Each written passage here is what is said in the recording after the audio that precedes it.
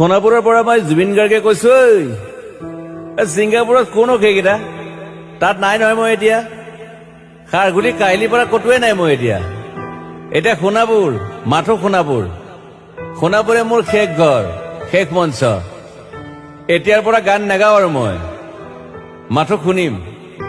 Specially মই night super কেইখনক কৈছো, উজনিলৈ অহা যোৱা কৰোতে সোণাপুৰৰ এই ঠাইখিনিতে মায়াবিনীটো ডাঙৰকৈ বজাবি।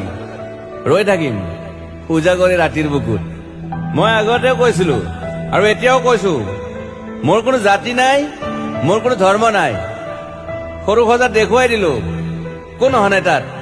ব্ৰাহ্মণ, কলিতা, আলী, ৰহমান, ডেকা, বড়ো, ৰাভা, পূজাৰী আৰু এইটো কি কয় নমাজ পঢ়াই যে মৌলবীও আহিছে সৰু সজালৈ।